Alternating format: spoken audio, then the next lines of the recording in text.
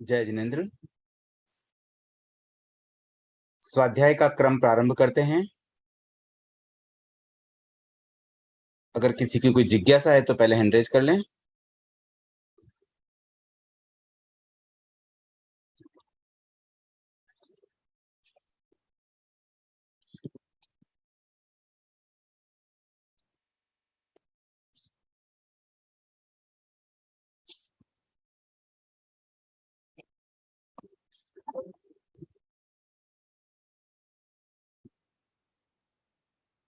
ठाणमागम 10वां chapter और सूत्र संख्या है 89। भाषा पद है जिसमें 89 सूत्र है। सत्य के 10 प्रकार।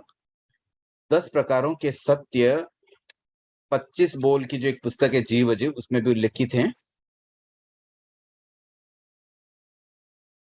यहाँ पर वही 10 सत्य है, मतलब वो एक्सट्रैक्ट इसी आगम से किया गया है।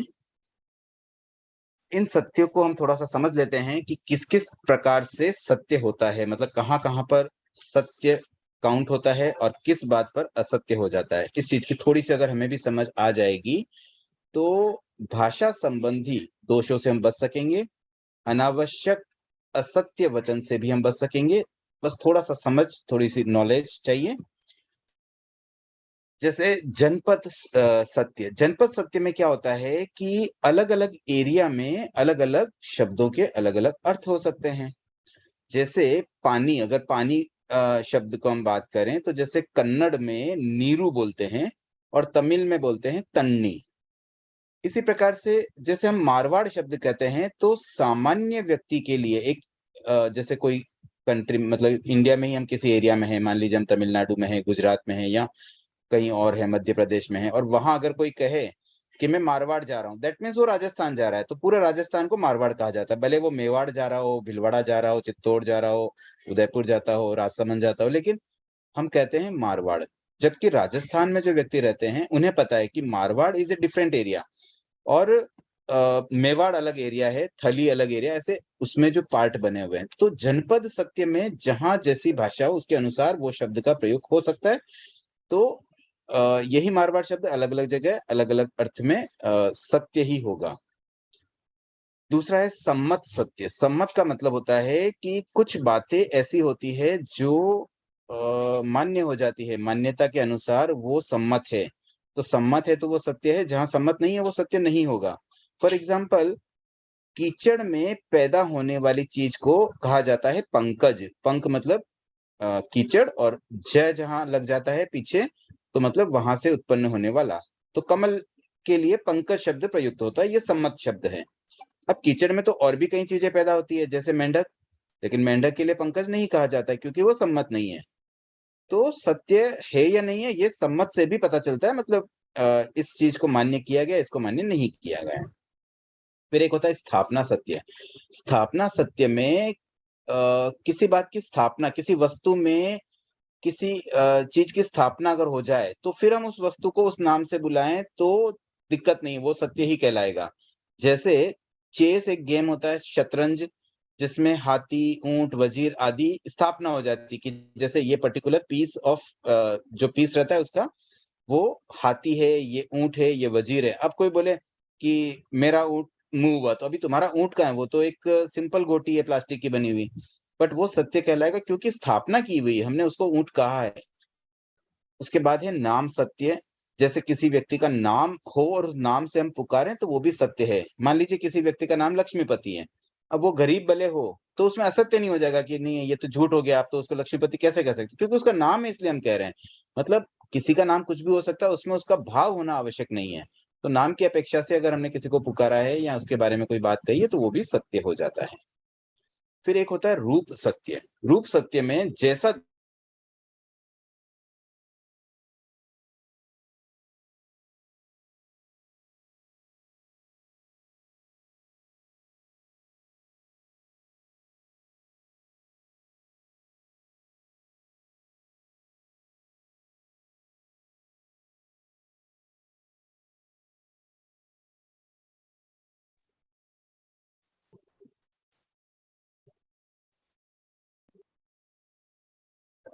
शायद कुछ दिक्कत आई थी अभी।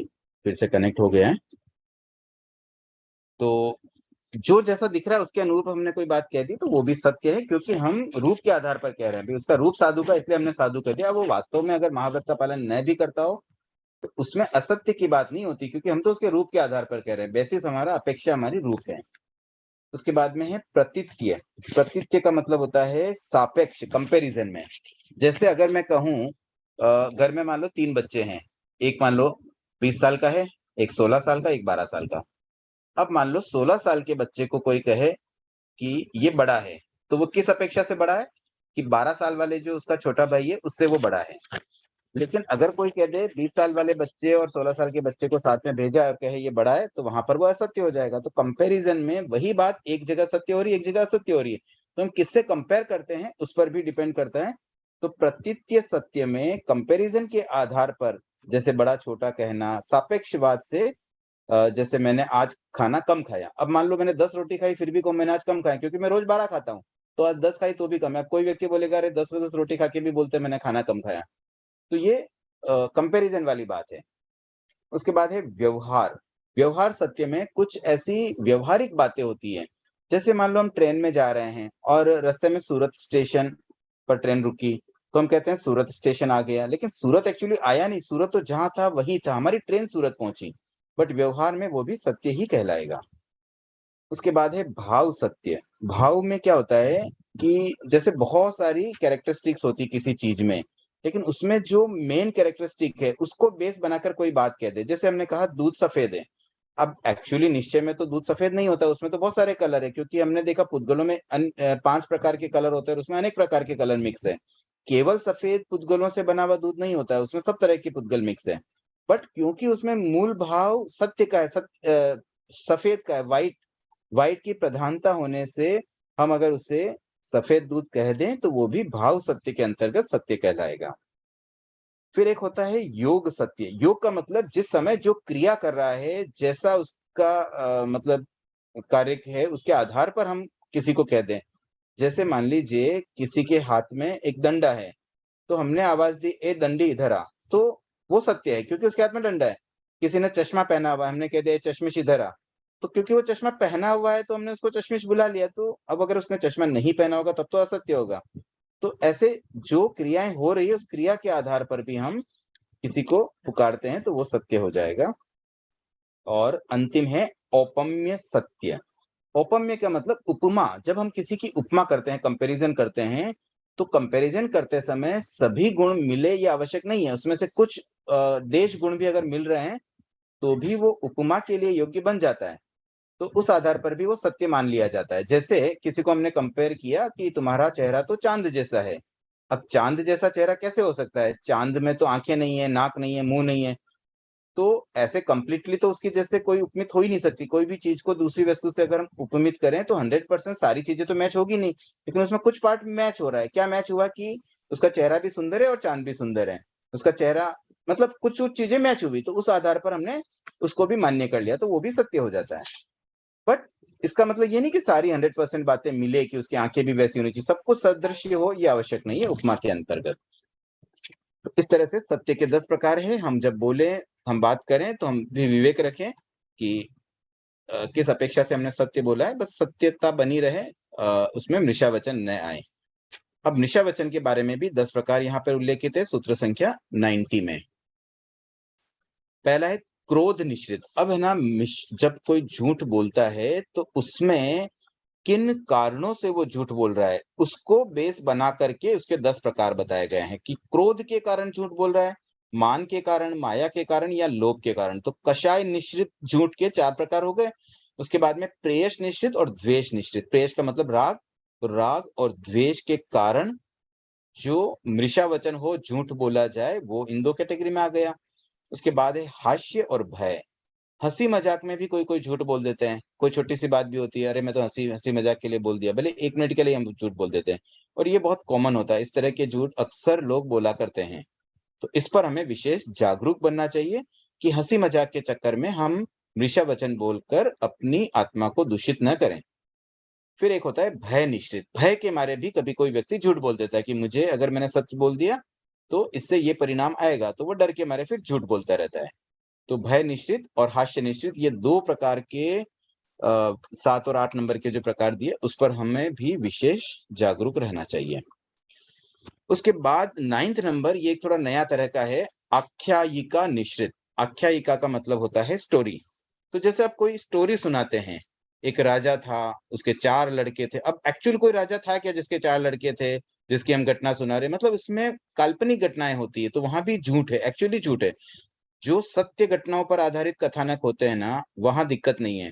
और आपने अगर ध्यान दिया हो तो आगमों में जितनी भी स्टोरीज़ आती है, जो भी घटनाएँ आती है, वो सब सत्य होती है।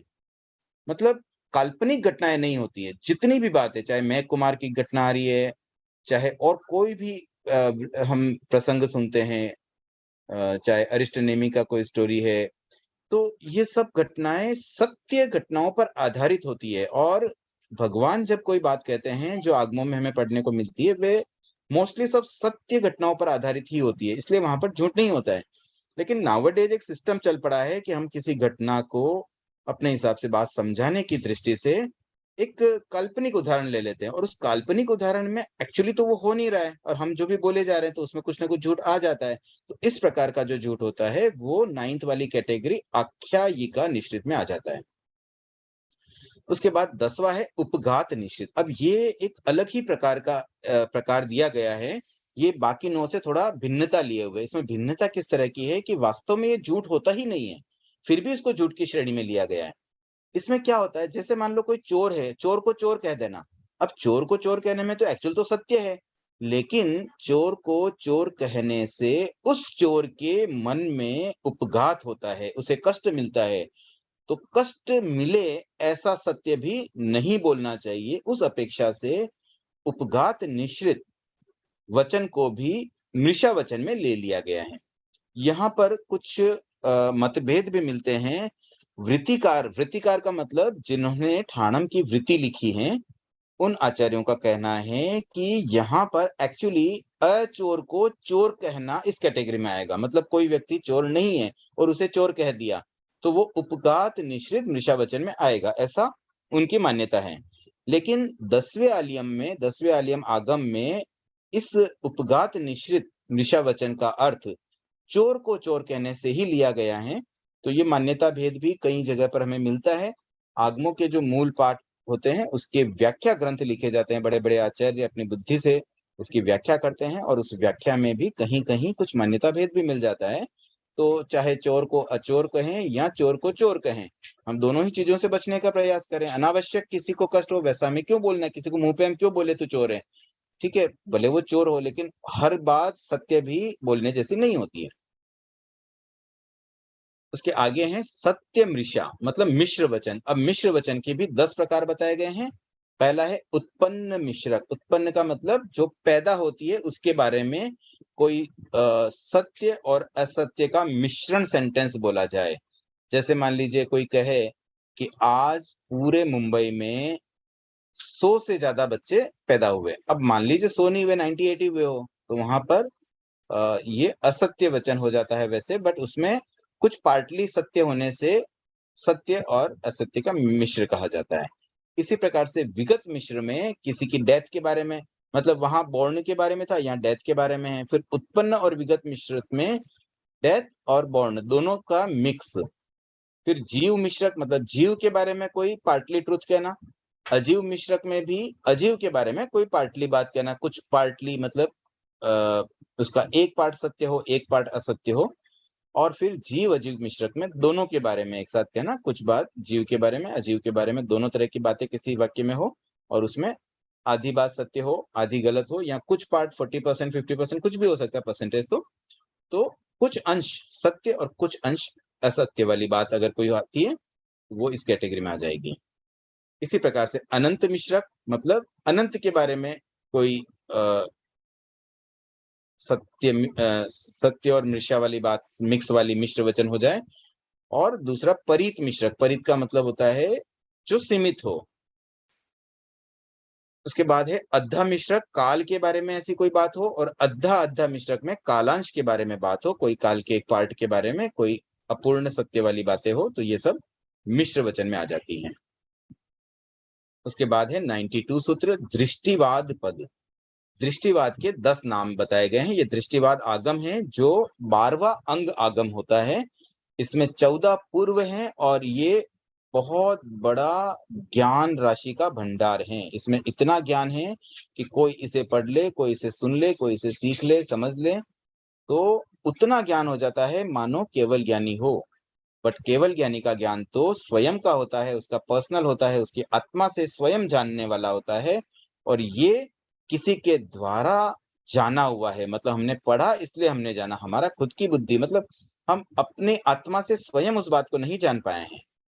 तो बस ये एक बेसिक अंतर है। तो ये इतना बड़ा ज्ञान इस दृष्टिवाद आगम में है जो आज की डेट में तो लुप्त हो चुका है। और इसमें कुछ कुछ पार्ट कहीं कहीं एक्सट्रैक्ट किए हुए कुछ आगमों में मिल भी जाता है।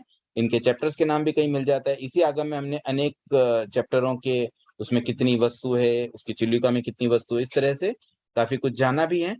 तो यहाँ पर उसके एक बार नाम आए हैं, खाली 10 नाम दृष्टिवाद के होते हैं। दृष्टिवाद, हेतुवाद, भूतवाद, तत्ववाद, सम्यकवाद, धर्मवाद, भाषा विचय, पूर्वगत, पूर्वगत 14 पूर्वों की अपेक्षा से कहा जाता है। फिर अनुयोगगत और सर्व, प्राण, भूत, जीव, सत्व, सुखावह। आगे हैं शस्त्र पद 93 सूत्र। शस्त्र के 10 प्रकार: अग्नि, विष, लवण, स्नेह, क्षार, अम्ल। अब ये जो 6 प्रकार है, प्रथम 6, ये सब हैं द्रव्य शस्त्र, मतलब फिजिकल ऐसे शस्त्र जिसके द्वारा किसी की मृत्यु हो सकती है। अग्नि मतलब फायर, आग, देन विष, पॉइजन। फिर लवण, जैसे जो पानी में खारा होता है या नमक का खारापन है, ये लवण में आता है। और खारेपन से भी मृत्यु हो जाती है। जैसे कोई व्यक्ति अगर समुद्र में हो और उसके पास पीने का पानी न रहे, तो वो लवण पानी पीने से भी वो मर जाएगा। बहुत समय तक नहीं, उससे चल बहुत समय क्या मतलब, वो पानी तो पिए ही नहीं जा सकता। समुद्र का पानी पीने से तो मृत्यु हो जाती है, तो वो भी एक तरह से शस्त्र का काम करता है। फिर एक होता है स्नेह। स्नेह का मतलब चिकनाई। तो चिकनाई से भी कैसे हो जाती है, जैसे चिकनी स्थान पे कोई फिसलने से भी मर सकता है। देन क्षार। क्षार का मतलब खार होता है, जो पापड़ में खार डाला जाता है, वो खार एल्केलाइन जैसे बोलते हैं, वो भी अधिक मात्रा में सेवन से मृत्यु हो सकती है। अम्ल यानी कि एसिड। ये क्षार और अम्ल एक दूसरे के विरोधी होते हैं, लेकिन दोनों का अति मात्रा हार्मफुल है। वैसे नाउअडेज तो अम्ल ज्यादा नुकसान करता है, ज्यादातर लोगों को एसिडिटी की प्रॉब्लम रहती है, इसलिए आजकल एल्कालाइन वाटर भी चलने लगा है कि पानी पीते हैं एल्कालाइन वाला। लेकिन एल्कालाइन में भी एक लिमिट होती है, उसका भी एक पीएच पैमाना होता है, जैसे 7.5, 8, 8.5, मतलब एक लिमिट तक ही पानी पिया जा सकता है। बहुत ज्यादा एल्कालाइन वाला 11.5 या 12 पीएच का अगर पानी पिए तो वो भी मृत्यु का कारण बन सकता है। तो क्षार और अम्ल अत्यधिक मात्रा में शस्त्र बन जाते हैं। और उसके बाद के जो 4 भेद हैं, वो एक तरह से भाव शस्त्र है। ये आत्मा को घात करते हैं। पहले वाले 6 तो मृत्यु करते थे, मतलब जीव को मारते हैं, मतलब शरीर उनका अलग हो जाता है आत्मा से। और ये आत्मा को घात करते हैं, मतलब उससे कर्म बंधन होता है। तो 7वां है दुष्प्रयुक्त मन, फिर दुष्प्रयुक्त वचन और दुष्प्रयुक्त काया, मतलब मन, वचन और काया, उनकी जो दुष्प्रवृत्तियां हैं, जो दुष्प्रवृत्ति करने वाला मन है, दुष्प्रवृत्ति करने वाला वचन है और दुष्प्रवृत्ति करने वाली काया, ये आत्म शस्त्र का काम करती हैं, मतलब आत्मा को घात करती हैं, आत्म गुणों को घात करती हैं, कर्म बंधन के हेतुभूत हैं, और इसे भाव शस्त्र कहा जाता है। और चौथा है इसी भाव शस्त्र में अवीरति। अवीरति को भी शस्त्र के रूप में दिया गया, मतलब हम तो अधिकांश व्यक्ति अवीरति में ही जीते हैं। साधु महाव्रत धारण करने से अवीरति से पूर्णतया बच जाते हैं, लेकिन हम श्रावक के रूप में अधिकांश समय हम अव्रतों में रहते हैं। होना ये चाहिए कि हम विवेकपूर्ण तरीके से ज्यादातर समय व्रत में रहें। अगर ये चेतना किसी में आ जाए तो समझ लीजिए कि उसका मोक्ष मार्ग बहुत छोटा हो जाएगा। तो इस ओर भी हमें जागरूक रहना चाहिए, अवीरति से बचना चाहिए। अनावश्यक हिंसा होती है अव्रत के कारण। केवल हमारे भाव खुले हुए हैं कि हम कुछ कर भी सकते हैं गलत कार्य, तो गलत कार्य, पाप आदि कार्यों से बचने के लिए हमने कोई संकल्प नहीं किया, त्याग नहीं किया। जब तक त्याग में नहीं है, तब तक सिर्फ इस संभावना से कि हम गलत कार्य कर भी सकते हैं, हमारी आत्मा कर्मों से दूषित होती रहती है, निरंतर दूषित होती है। 5 आश्रवों में से दूसरा आश्रव है अविरति, जो कर्म बंधन का हेतुभूत है। तो हम प्रयास करें अंतिम 4 शस्त्रों पर विशेष रूप से ध्यान दे करके उनसे बचने का प्रयास करें, ताकि हम अपनी आत्मा को शुद्ध बनाए रख सकें, उसकी शुद्धता की ओर आगे अग्रसर हो और एक न एक दिन हम इसे पूर्ण रूप से शुद्ध बना करके मोक्ष में स्थापित हो जाएं। अब इसके आगे के जो 3 सूत्र है वो थोड़े से टफ है, डिफिकल्ट है, थोड़े गंभीर विषय वाले हैं। इसमें थोड़ा समय भी लग सकता है। हम कोशिश करेंगे जितने सूत्र हो पाएँ, आज अगर तीनों सूत्र हो गए तो अच्छी बात है। लेट्स ट्राई, पर थोड़ा इसे ध्यान से सुनें और अगर कोई समझ में ना आए तो पुनः ऑडियो भी सुना जा सकता है, वीडियो भी सुना जा सकता है यूट्यूब के माध्यम से। दोष के 10 प्रकार। अब यहाँ जो दोष आया है किस संबंध में है? देखिए, वाद-विवाद ये एक परंपरा चलती थी, इस बारे में इससे पहले भी कुछ जगह पर उल्लेख आया हुआ है। तो हम इसी परंपरा को एक बार पुनः समझते हैं। 2 तरीके से वाद-विवाद होते हैं। एक होता है गुरु और शिष्य के बीच में। गुरु ने कुछ समझाया, शिष्य को समझ में नहीं आया। उसने प्रश्न पूछा कि ऐसा क्यों? ये ऐसा क्यों नहीं? तो ये जिज्ञासावश उत्तर जानने के लिए, ज्ञान वृद्धि के लिए पूछे जाने वाले प्रश्न होते हैं, जिसका लॉजिकल समाधान गुरु देने का प्रयास करते हैं। ये एक हो गया। दूसरा एक चलता था जिसमें वादी और प्रतिवादी 2 व्यक्ति होते थे। एक व्यक्ति कहता है कि मैं सही हूँ, दूसरा कहता है मैं सही हूँ। अब उन दोनों के बीच में आर्ग्यूमेंट्स होते हैं और ये आर्ग्यूमेंट्स ऑफिशियली होते हैं पब्लिक प्रोग्राम में। बहुत लोग बड़े इंटरेस्ट से देखते हैं और ऐसे प्रोग्रामों में तो आज भी लोगों को बड़ा इंटरेस्ट होता है कि 2 व्यक्तियों में वाद-विवाद है, बड़ा मजा आता है, देखते हैं लोग। और इनफैक्ट इसका एक छोटा रूप आज के ज़माने में भी हम वाद-विवाद प्रतियोगिता के रूप में भी रखते हैं। एक टॉपिक दे दिया जाता है कि टीवी देखना अच्छा है कि बुरा, मोबाइल का प्रयोग करना अच्छा है कि खराब है, चलो वाद-विवाद करो। कोई बोलेगा हाँ, बहुत अच्छा है, इसमें ये फ़ायदा है, दूसरा बोलेगा नहीं एकदम बेकार चीज़ है, इससे तो रात को नींद भी मतलब लेट-लेट तक सोते हैं, बहुत समय चला जाता है। तो अब ये जो चीज़ें आती है आर्गुमेंट, एक अपना लॉजिक देगा, दूसरा अपना लॉजिक देगा, इस तरह की जो बातें आती हैं, उससे संबंधित चर्चा के दौरान किस तरह के दोष लग सकते हैं, इस पर ये बात की गई है। और ये बहुत प्रैक्टिकल विषय है, हमारे बहुत काम की चीज़ है। कहीं हम किसी से बात करें, कोई चीज़ समझें, आर्गुमेंट करें, चाहे हम जिज्ञासावश करें या हम अपनी बात को प्रतिपादित करने के लिए करें। देखिए, हम अगर अपने सिद्धांतों को प्रतिपादित करना चाहें, क्योंकि इस संसार में जैन धर्म में जो बातें बताई गई है, वो बहुत कम व्यक्ति मानते हैं या जानते हैं। बट अन्य धर्मी, अन्य संप्रदाय के व्यक्तियों की मान्यताएँ बहुत डिफरेंट होती है। जैसे हम कहते हैं कि भगवान अनंत हैं। कैसे अनंत है? हम सिद्ध को भगवान मानते हैं, तीर्थंकरों को भगवान बोलते हैं। लेकिन कुछ संप्रदाय वाले जैसे हिंदू आदि, इनकी मान्यता है भगवान एक है, जो सर्वशक्तिमान है। आवश्यकता पड़ने पर वो अवतार भी लेते हैं, जब संसार में पाप बढ़ जाते हैं तो वो अवतार लेते हैं। हम कहते हैं नहीं, अवतार नहीं ले सकते। जो भगवान बन गए, मतलब चाहे तीर्थंकर हो या सिद्ध हो, वो वापस कभी जन्म तो लेते ही नहीं। हम तो बोलते हैं वो जन्म मरण से मुक्त हो गए। कुछ व्यक्ति मानते हैं भगवान के बारे में कि वो हमारे सुख-दुःख का कारण है, मतलब भगवान हमें सुख देता है या दुःख देता है। हम उनकी भक्ति करते हैं तो हमें सुख मिलता है और हम उनकी अवहेलना करते हैं तो हमें दुःख मिलता है। लेकिन हम ये कहते हैं, जैन धर्म ये कहता है कि भगवान किसी को सुख-दुःख नहीं दे सकते हैं। उनके वो तो चाहे तो भी ऐसा कुछ कर नहीं सकते हैं। हम ये कहते हैं कि राग-द्वेष से मुक्त व्यक्ति भगवान बन सकता है, वो पार्शियलिटी नहीं करते। तो ऐसी बहुत सारी चीज़ों पे डिस्कशन बनता है। तो इस तरह का कभी किसी से डिस्कशन करना पड़े, तो हम किस तरह से करें, उस समय हम किन दोषों से बचें, उस बारे में बहुत अच्छी और गंभीर चर्चा यहाँ पर है। हम प्रयास करते हैं इस सूत्र को थोड़ा डिटेल में समझने का। पहला है तज्जात दोष।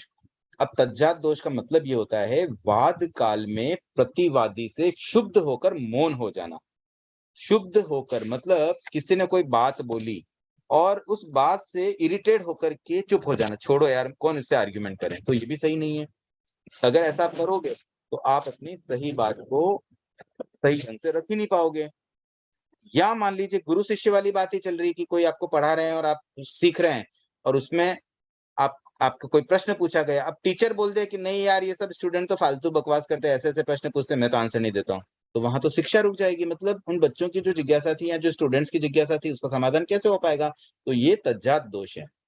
तो प्रतिवादी जो प्रतिप्रश्न पूछ रहा है, जो हमारी बात के अगेंस्ट बात कर रहा है, उससे शुद्ध होकर के वादी को मौन नहीं होना चाहिए। अगर वो मौन हो जाता है, तो उसमें तज्जात दोष लगता है। उसके बाद दूसरा है मति भंग दोष। मति भंग मतलब तत्व की विस्मृति हो जाना। अब कोई बात हम भूल गए टाइम पे कि हाँ ऐसा कुछ होता तो है, लेकिन अभी याद ही नहीं आ रहा। अब याद नहीं आ रहा तो आप उसको आर्ग्यूमेंट नहीं कर पाए, तो प्रतिवादी की बात सत्य प्रूव हो जाएगी। मान लो किसी ने बोला कि देखो भगवान तो अवतार लेते ही है, आपकी भी तो भगवान महावीर ने अवतार लिया। अब हम उस समय भूल गए कि अरे ये ऐसे कैसे, हाँ ये तो सही बात बोल रहे, भगवान महावीर ने तो जन्म लिया ही था त्रिशला माँ की गर्भ से, तो कैसे हुआ? तो अब हम भूल गए इस बात को कि नहीं वो तो भगवान बाद में बने, दीक्षा हुई, केवल ज्ञान मिला, तब भगवान बने। तो अब ये विस्मृति होने से हम अटक गए और हम मौन हो जाएंगे या उसकी बात का जवाब नहीं दे पाएंगे, तो उससे मति भंग दोष लग जाता है।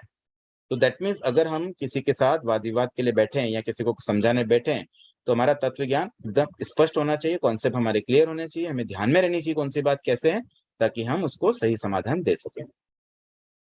उसके बाद तीसरा है प्रशास्त्री दोष। प्रशास्त्री दोष का मतलब होता है जो ऑर्गेनाइजिंग टीम है, मान लीजिए आपके यहाँ कोई वाद विवाद प्रतियोगिता हो रही है। अब एक व्यक्ति मोबाइल के अगेंस्ट बोल रहा है, एक उसके फेवर में बोल रहा है।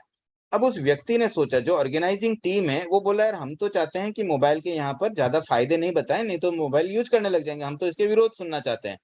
तो जब वो उसके फेवर में बोलने वाला व्यक्ति कुछ बोलता है, तो वो उसकी माइक की वॉल्यूम को कम कर देता है ताकि उसकी आवाज स्पष्ट पब्लिक को नहीं सुनाई दे। अब ऐसी कोई चीज की तो ये एक तरह से प्रशास्त्री दोष में आ जाता है कि जो सभ्य या सभा नायक है, मतलब जो ऑर्गेनाइजिंग टीम के सदस्य है, उन्होंने जानबूझ करके छल किया, कपट किया और इस तरह का परिस्थिति पैदा की कि उसको जीतने नहीं दिया, उसको सही तरह से अपॉर्चुनिटी नहीं दी। या फिर जैसे टाइम अप कर दे, वो अपनी बात बोल रहा है, उसको 2 मिनट और बोलना था, लेकिन उसको बोला नहीं नहीं अब आपका समय हो गया, अब वापस ये बोलेंगे। तो इस तरह की चीजें जो उनके हाथ में कंट्रोल होती है, जो मैनेजिंग टीम है। उसके बाद है परिहरण दोष। परिहरण का मतलब क्या होता है? वादी द्वारा, वादी का मतलब जो सही बात बताने वाला, हम उसको वादी कहेंगे, प्रतिवादी जो गलत बात बोल रहा है। तो वादी द्वारा उपन्यस्त, उपन्यस्त का मतलब होता है उसके द्वारा कुछ एक सेट की हुई चीज, कि भाई ये चीज ऐसे ऐसे है, मतलब उसने कुछ कैरेक्टर सेट किए। जैसे उपन्यास पढ़ता है ना, नोवेल होता है, नोवेल के अंदर क्या होता है, पूरा एक कथानक सेट होता है कि ये एक कोई स्टोरी बना लेते हैं, इसमें सारे कैरेक्टर सेट हो जाते हैं, सबका क्या क्या रोल है वो सब सेट हो जाता है, और फिर वो उसके बेसिस पर अपनी बात बताने चलता है। तो अब मान लो वादी ने कुछ हेतु प्रस्तुत किया, उपन्यस्त हेतु मतलब उसने कुछ सेट किया। हेतु, हेतु का मतलब होता है साधन, जिसके द्वारा साध्य की सिद्धि हो, वो होता है हेतु। तो वादी द्वारा उपन्यास हेतु का छल या जाति से परिहार करना। अब ये छल और जाति क्या है, इसको हम थोड़ा समझ लेते हैं। अ, देखिए दो शब्द आ रहे हैं। छल, जैसा हम समझते हैं ना, छल का एक सामान्य अर्थ कि किसी को ठगना, छल करना। तो इसमें क्या होता है कि वादी के मुख्य अर्थ, वादी जो कहना चाह रहा है ना, उसका जो मेन मीनिंग है, उसे छोड़ करके उसका कोई लाक्षणिक मीनिंग, मतलब उसके लक्षण के आधार पर कोई और अर्थ समझ लेना, और उस अर्थ के आधार पर उस बात को पूरा मोड़ देना। तो जो मूल बात थी उससे छोड़ करके उसके द्वारा कही गई बात से कुछ और एक्स्ट्रा बातें निकाल करके उस बेसिस पर आक्षेप कर देना, तो ये हो गया छल। और फिर जाति क्या होता है? यहाँ जाति भी एक विशेष अर्थ वाला है, जैसे जाति कुल होता है वैसा जाति यहाँ नहीं है। ये वाद विवाद वाली चीजें जो आती है वो न्याय शास्त्र में इसका उल्लेख मिलता है। अगर किसी को इस पर अधिक जानकारी करनी हो, अधिक डिटेल में पढ़ना हो, तो न्याय मीमांसा को पढ़ना चाहिए। आचार्य महाप्रज्ञ जी की एक पुस्तक है जैन दर्शन मनन और मीमांसा, जो उसमें से कुछ पोर्शन आचार मीमांसा एवं एवं ज्ञान मीमांसा, ये 90 भाग के जो एग्जाम देते हैं जैन विद्या, उनके सिलेबस में भी है। लेकिन उसके अतिरिक्त इसमें कुछ और पार्ट है जो सामान्यतया अपने एग्जाम्स की दृष्टि से लोग नहीं पढ़ पाते। उसमें एक न्याय मीमांसा भी है। प्रमाण मीमांसा नाम होगा संभवतः उसका, न्याय मीमांसा कह दो, प्रमाण मीमांसा कह दो। उसमें इस तरह की बहुत अच्छी बातें बताई गई है। उसे अगर कोई पढ़े तो बहुत लॉजिकल माइंड हो जाएगा, किसी बात को किस तरह से प्रस्तुत करना है और अपनी बात को कैसे सही ढंग से प्रूव करना है, मतलब एक सिस्टमेटिक तरीके से प्रूव करने की विधि हम सीख सकते हैं। तो ये भी एक पठनीय है, प्रमाण मीमांसा या न्याय मीमांसा। तो उसमें जाति शब्द का एक अर्थ अलग आता है। जाति का मतलब होता है कि जैसे छल का ही एक प्रकार है, जैसे छल होता है वैसा एक जाति है। इसमें ऐसा होता है कि कोई दोषपूर्ण अनुमान, मतलब प्रतिवादी व्यक्ति, जो विरोधी व्यक्ति है, वो क्या करता है, एक अनुमान प्रस्तुत करता है, और वो अनुमान दोषपूर्ण होता है, जिसे दुष्ट कहते हैं। दुष्ट अनुमान द्वारा विरोधी की निर्दोष युक्ति का खंडन कर देना, मतलब विरोधी ने निर्दोष बात कही थी, मतलब जो वादी था उसने एक बात कही जो बिल्कुल बिना दोष की युक्ति थी, उसने एक युक्ति दी, भाई देखो ऐसा ऐसा है, एक लॉजिक दिया। अब वो उसको अपनी कोई दोषपूर्ण अनुमान के द्वारा खंडित कर दे, तो वो जाति कहलाता है। तो इस तरह से छल और जाति से वादी द्वारा उपन्यस्त हेतु का परिहार करना, या हेत्वाभास नहीं है, हेतु का परिहार है। हेत्वाभास क्या आता है उसे हम आगे और पढ़ेंगे इसी सूत्र में। उसके बाद पांचवा है स्वलक्षण दोष। स्वलक्षण दोष का मतलब ये होता है कि जो वादी ने, मतलब जो मुख्य बात बोलने वाला है अपनी, कि मैं सही बात को प्रूव करूंगा, वही व्यक्ति जिस बारे में वो बात कर रहा है उसका जो वो लक्षण बताता है, वो लक्षण ही दोषपूर्ण हो। लक्षण का मतलब क्या होता है? कैरेक्टरिस्टिक्स, किसी वस्तु का हमने एक लक्षण बताया, मतलब उसमें वो चीज होनी चाहिए, तो वो अपना सेंटेंस सही होगा। अगर लक्षण में दोष है तो वो लक्षणाभास हो जाता है। और लक्षण के दोष क्या क्या होते हैं? इसमें 3 दोष बताए गए हैं: अव्याप्त, अतिव्याप्त और असंभव। तो देखिए, अव्याप्त दोष का मतलब ये होता है कि जिसकी हम बात कर रहे हैं उसमें वो लक्षण सर्वत्र नहीं है, किसी पार्ट में ही है, कुछ अंश में है, सब जगह पे वो नहीं है। जैसे पशु के सींग। अब कोई कहे पशु के सींग होते हैं, अब पशु का लक्षण सींग नहीं है, क्योंकि सींग सभी पशुओं में नहीं होते, कुछ पशुओं में सींग होते हैं। अब जैसे कुत्ते में तो सींग नहीं होते, गाय में सींग होते हैं। तो सभी पशुओं में सींग नहीं होने से अब कोई कंफ्यूज हो जाएगा। कोई बोलेगा कुत्ता नहीं, हमें तो लक्षण बताया कि पशुओं का लक्षण सींग है, कुत्ते के सींग नहीं है, तो हम उसको पशु नहीं मानेंगे। तो यहाँ पर वो बात उसकी गलत साबित हो जाएगी, क्योंकि उसका लक्षण ही दोषपूर्ण था। और कौन सा दोष था उसमें? अव्याप्त दोष। इसी प्रकार से अगर कोई अतिव्याप्त दोष करे, अतिव्याप्त का मतलब जो लक्षण हम बता रहे हैं वो उस कैटेगरी के बाहर भी उपलब्ध है। फॉर एग्जाम्पल, हम कह दें कि मनुष्य का लक्षण है औदारिक शरीर। अब कोई कहे मनुष्य का लक्षण औदारिक शरीर, चलो ठीक है, मान ली। तो सभी मनुष्य में औदारिक शरीर होता है, वहां तक भी ठीक है, लेकिन मनुष्य के बाहर भी औदारिक शरीर है। जैसे तिर्यंच के भी औदारिक शरीर है। अब कोई इस बेस पे कहते हैं कि ये तो घोड़ा है और घोड़े का भी औदारिक शरीर है, तो क्या ये मनुष्य हुआ? तो हमारी बात गलत प्रूव हो जाएगी। तो इसमें अति व्याप्त लक्षण हो गया, मतलब मनुष्य का मूल लक्षण हम औदारिक शरीर को नहीं बना सकते हैं। इसी प्रकार से पशु के लिए भी सींग उसका लक्षण नहीं हो सकता है। और फिर तीसरा एक है असंभव दोष, मतलब ऐसा लक्षण जो उसमें होता ही नहीं। जैसे पुद्गल का लक्षण कोई कहे चेतना, तो पुद्गल में चेतना होती ही नहीं, कंप्लीटली वो जीरो है, उसमें कुछ है ही नहीं पार्ट। तो इस तरह से स्वलक्षण दोष भी वादी के लिए, मतलब वो एक दोष हो जाता है, उसके कारण से वो वाद नहीं कर पाएगा, प्रॉपर्ली आर्ग्यूमेंट नहीं कर पाएगा। इनफैक्ट अगर यहाँ कोई एडवोकेट हो इस ग्रुप में, या जो ये चीज करते हो, तो उनके लिए तो बहुत काम की चीज है। ये सूत्र अगर वो समझ लें तो मुझे लगता है कोर्ट में हर केस वो आराम से जीत पाएंगे। उसके बाद है छठा, कारण दोष। समय हो रहा है वैसे, ऑलरेडी काफी लेट हो गए हैं, तो ये सूत्र एक बार पूरा कर लेते हैं। 1-2 मिनट का अगर अतिक्रमण भी होता है तो थोड़ा सा हम इसको, मतलब अब कुछ दिनों के लिए, मतलब वेडनेसडे का ही मुझे समय है, गुरुवार से नया आगम प्रारंभ हो रहा है। हम कल भी स्वाध्याय करेंगे, मंडे ट्यूसडे वेडनेसडे भी करने का प्रयास करेंगे। और हो सकता है हम 5 से 10 मिनट अतिरिक्त समय लें, मैंने ऑलरेडी रचना जी से बात की हुई है, तो कोशिश करते हैं जितना डिटेल में हम, मतलब पॉसिबल हो, समझ लेते हैं। कुछ सूत्र ऐसे मुझे लगते हैं जिसकी व्याख्या अपेक्षित लग रही है, इसलिए मैं थोड़ा डिटेल में जाने का प्रयास कर रहा हूँ। कुछ सूत्र शायद फास्ट भी हो जाएंगे, तो आज एटलीस्ट हम इस सूत्र को तो पूरा कर ही लेते हैं। अब छठा है कारण दोष। कारण सामग्री के एकांश को कारण मान लेना, मतलब, और यहाँ एक दूसरा बताया, पूर्ववर्ती होने मात्र से कारण मान लेना। अब ये कारण कार्य क्या होता है? जो एक घटना हुई, अब जैसे मान लो मिट्टी से घड़ा बना, तो मिट्टी कारण है और घड़ा कार्य है। अब हर पूर्ववर्ती कार्य कारण नहीं हो सकता है। मिट्टी से घड़ा बना, ठीक है। अब मान लीजिए मिट्टी से घड़ा बना, उसी समय वहां से कोई गधा पास हुआ, तो अब कोई कहते हैं कि जब भी घड़ा बनता है उससे पूर्व गधा पास होता है, तो गधा कारण है घड़ा बनने का, तो वो तो गलत हो जाएगा। तो ये कारण दोष में आ गया। इसी प्रकार से कारण सामग्री के एक अंश को ही कारण मान लेना, मतलब अब खाली मिट्टी से घड़ा नहीं बना, मिट्टी के साथ में कुछ और चीजें भी उसमें मिलाई गई तब घड़ा बना। तो अब खाली कोई बोलते नहीं केवल मिट्टी से घड़ा बन जाएगा, तो वो भी कारण दोष हो जाएगा। मतलब कंप्लीट नॉलेज प्रस्तुत करना पड़ेगा, पूरी बात रखनी पड़ेगी, तब जाकर के आप सही ढंग से लॉजिकली उस चीज को प्रूव कर पाओगे। उसके बाद 7वां पॉइंट है हेतु दोष। हेतु में बहुत तरह के दोष होते हैं। यहाँ पे 3 प्रकार के दोष का नामोल्लेख है: असिद्ध, विरुद्ध और अनेकांतिक। तो असिद्ध, अब ये क्या होता है? हेतु दोष का मतलब ये होता है कि हमने जो हेतु प्रस्तुत किया, कोई रीजन बताया, कोई लॉजिक बताया, भाई ये चीज मुझे प्रूव करनी, तो उसका कारण क्या है, क्यों ऐसा होता है, तो वो जो कारण हम बता रहे हैं वो गलत है। और वो अगर गलत हो तो उसको हेत्वाभास कहते हैं। सही कारण होगा तो उसको हेतु कहेंगे, और गलत होगा तो हेत्वाभास कहेंगे। तो ये 3 प्रकार के, जैसे असिद्ध हेत्वाभास। असिद्ध हेत्वाभास का मतलब ऐसी बात हम कहें जो अपने आप में ही असिद्ध है। जैसे कोई कहे क्योंकि सभी फूल सुगंधित होते हैं इसलिए आकाश का फूल भी सुगंधित है। तो ये बात असिद्ध इसलिए क्योंकि आकाश के तो फूल ही नहीं होते हैं, तो हम कैसे प्रूव करें कि आकाश का फूल सुगंधित है। फिर दूसरा है विरुद्ध हेत्वाभास। तो विरुद्ध हेत्वाभास में कोई ऐसा रीजन बताना है जो एक्चुअली हमारे समर्थन में नहीं, हमारे विरोधी हो जाए।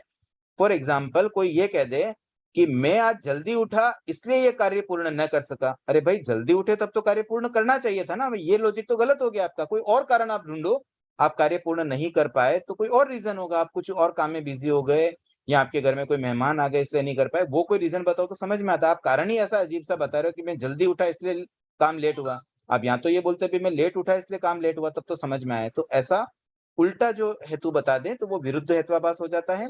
और इसी प्रकार से एक अनेकांतिक हेत्वाभास होता है जिसमें मल्टीपल रिजल्ट निकलते हैं। मतलब जैसे मान लीजिए कोई कह दे कि ये असर्वज्ञ है क्योंकि बोलता है। अरे भाई, सिद्ध होते हैं वो तो नहीं बोलते हैं, वो मान लिया वो सर्वज्ञ है और सिद्ध है इसलिए वो नहीं बोलते, लेकिन अरिहंत भी तो बोलते हैं और वो सर्वज्ञ भी हैं। तो केवल ज्ञानी जब तक उनकी डेथ नहीं होती, जब तक उन्हें मोक्ष नहीं मिलता, तब तक तो वो बोल सकते हैं। इसलिए इसके दो पहलू हो जाते हैं। मतलब एक वो सर्वज्ञ जो नहीं बोलते हैं और एक वो सर्वज्ञ भी होते हैं जो बोलते हैं। तो इस प्रकार से जहां अनेकांतिक मतलब अनेक अंत वाला मल्टीपल रिजल्ट जहां निकलते हैं, ऐसा हेतु भी हेत्वाभास बन जाता है। अब 8वां पॉइंट है संक्रमण दोष। संक्रमण दोष का मतलब ये होता है कि बात किस टॉपिक पे चल रही थी और बात से भटक जाना। मतलब हम चर्चा किसी विषय पे कर रहे हैं और उससे भटक कर कुछ और बात करने लग जाना और उसमें उसको परास्त कर देना। तो ये भी विषय गलत है। अब मोबाइल पे चर्चा हो रही तो मोबाइल पे बात करो, अब आप बीच में कुछ और टीवी की बात निकाल दो, टीवी पे ये प्लस माइनस पॉइंट बोलो, तो वह भी उचित नहीं है। उसके बाद है निग्रह दोष। निग्रह दोष में क्या होता है, छल आदि के द्वारा प्रतिवादी को निग्रहित करना। मतलब निग्रह स्थान एक शब्द आता है। निग्रह स्थान का मतलब कि कोई हार स्वीकार कर लेना। जब वाद विवाद होता है ना, तो वो हार मान लेता है कि भाई मैं हार गया हूं। तो अब कोई हारा नहीं है और उसको बोल दे देखो देखो इसने हार मान ली, और सब जोर जोर से ओम अरम बोल दो भी, ओम अरम बोलो, और खत्म, उसको हार मान लिया। तो वैसा करना भी एक दोष है। आप उसको उचित अवसर दो बोलने का। आपने कोई बात बोली, वो सोच रहा है कुछ बोलने वाला, उससे पहले देखो वो कुछ नहीं बोल पाए ना, चलो ये जीत गया, सब ओम अरम बोल दिया पब्लिक ने भी। तो ये चीज भी नहीं होनी चाहिए, ये निग्रह दोष है। और अंतिम है वस्तु दोष, मतलब पक्ष के दोष। आपने जो अपना अ, मतलब पक्ष रखा है, आपने अपनी बात रखी है कि मैं अपने फेवर में ये पॉइंट्स मैंने रखे, अब वो पॉइंट्स ही गलत हो, तो उसके वो भी एक दोष है। उसमें 5 तरह के दोष होते हैं वस्तु दोष के भी। एक होता है प्रत्यक्ष निराकृत, फिर अनुमान निराकृत, प्रतीति निराकृत, स्ववचन निराकृत और लोक रीढ़ि निराकृत। तो ये अपनी ही बातें हमने गलत तरीके से रख दी। मतलब प्रत्यक्ष रूप से कोई गलत, हमने कहा शब्द तो अश्रावण होता है, मतलब शब्द सुनाई नहीं देता। अरे ये तो गलत बात बोल रहे हो, शब्द तो सुनाई देता है। फिर कोई अनुमान के आधार पर बोले शब्द नित्य है, जबकि शब्द नित्य नहीं होता, शब्द तो अनित्य होता है। वो अभी है कल नहीं रहेगा, हमेशा थोड़ी शब्द कंटिन्यू रहता है। ऐसे ये 5 प्रकार के जो वस्तु दोष है, मतलब हम जिस फेवर में जो बात बोलनी चाहिए वही नहीं बोल के कुछ और उसी में ही कोई दोष हो जाता है। तो ये बहुत महत्वपूर्ण है। दोष के 10 प्रकार डे टू डे लाइफ में बहुत उपयोगी, और तत्व चर्चा करने में, ज्ञान वृद्धि करने में, आपस में बात करने में, किसी को कोई कॉन्सेप्ट समझाने में बहुत काम की चीजें। तो इस पर थोड़ा सा हमें मनन चिंतन करना चाहिए। और आज के लिए हम अभी इतना ही रखते हैं। 94 सूत्र तक हुआ है। कल से हम विशेष पद 95 विशेष के 10 प्रकार पढ़ने का भाव रखते हैं। जिज्ञासा समाधान के लिए अब एक्चुअली समय ज्यादा नहीं है, एक दो जिज्ञासा अगर हुई तो उतना देख लेते हैं, बाकी जिज्ञासाएं भी कल के सत्र में पूरी करने का भाव रखता हूँ। हाँ, कविता जी हैंड रेज किया आपने। मति भंग दोष आप समझाए ना, तो सामने वाला बोल रहा हमको पता है तो भी हम साइलेंट रहे तो वो होता है क्या? कौन सा दोष आपने कहा, एक बार पुनः दोहराएंगे, नाम क्या बता? मति भंग दोष। नहीं, मति भंग में ऐसा होता है कि हम भूल गए, इसलिए स्मृतिवश हम बात ही नहीं कह पाए। मतलब हमें पता है ऐसा कुछ है, लेकिन हमें उस समय याद नहीं, हम उस समय कह ही नहीं पा रहे थे क्योंकि हम भूल गए कहना। मतलब हमारी वो बात ही हमारी स्मृति से निकल गई। उस तरह का जो स्थिति हो जाती है वो स्मृति भंग दोष है। मतलब स्मृति भंग हो जाना, हम विस्मृति हो जाना।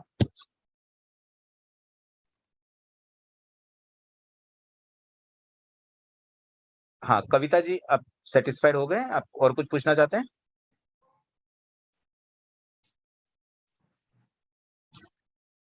कविता जी म्यूट है आप। मतिभंग दोष सामने वाला पूछ रहा है, हमको वो मालूम है तो भी हम साइलेंट है, उसमें भी वो दोष लगता है क्या? नहीं नहीं, जैसे ये वाद विवाद वाली बात है, किसी ने कोई बात कही, हम कुछ बात कहना चाहते हैं और उस तरह से हम नहीं कह पाए और उसने उस बात को काट दिया। अब जब उसने अपनी बात को काटी और कुछ अलग तरीके से उसने बात प्रस्तुत की, तो हम उसकी बात का प्रत्युत्तर नहीं दे पा रहे हैं क्योंकि हम विस्मृति कर गए, हम बता नहीं पाए, हमें याद नहीं हुई बात की उसे हमें क्या कहना था उस समय। तो जो बातें हमें जाननी चाहिए उसमें कुछ चीज भूल जाते हैं, भूलवश हम बता नहीं पाते हैं, विस्मृतिवश। तो वो विस्मृति मतलब स्मृति भंग दोष में आ जाता है। जय जिनेन्द्र साहब, कृतज्ञ आप जो भी यहाँ स्ट्रक हो गया, क्लियर से नहीं सुना। अच्छा, आप एक बार है ना यूट्यूब पे फिर से सुन लेना, फिर भी आप हाँ, अगर लगे कि ठीक है, पुनः कृतज्ञ पूछना तो अश्विनी। कल फिर से पूछ लेना। ठीक ठीक है सर। हाँ प्रभा जी, जय एक जिनेन्द्र अंतिम सर। जिज्ञासा रहेगी, बाकी और कोई जिज्ञासा है तो कल के लिए रखें। जय जिनेन्द्र सर। जय जिनेन्द्र। ये जो 91 था मिश्र वचन, उसमें हाँ बेवजह मिश्र का कोई एग्जाम्पल दीजिए। ओके, एग्जाम्पल मैं आपको कल बताने का भाव रखता हूँ। कल एक बार मैं थोड़ा सा और सोच के इस पर कुछ एग्जाम्पल प्रस्तुत करूंगा। वैसे जीव अजीव पुस्तक में भी ये 10 वेद के एग्जाम्पल सहित दिया हुआ है, आप वहां भी एक बार अध्ययन कर सकते हैं। ये योग जीव वाला अजीव जो बोल है, मिश्रक जो है, हाँ मैं वही बोल रहा हूँ, जीव अजीव पुस्तक है 25 बोल पर आधारित चर्चा, जिसमें योग 12 योग वाला जो एक चैप्टर है उसमें उसकी डिटेल व्याख्या है। उसे एक बार आप पढ़ेंगे तो वहां पर सारे उदाहरण दिए गए, फिर भी मैं कल एक बार बताने का भाव रखता हूँ। आज के लिए अभी इतना ही रखते हैं। Okay sir, thank you. हाँ, जय जिनेन्द्र, ओम राम। जय जिनेन्द्र।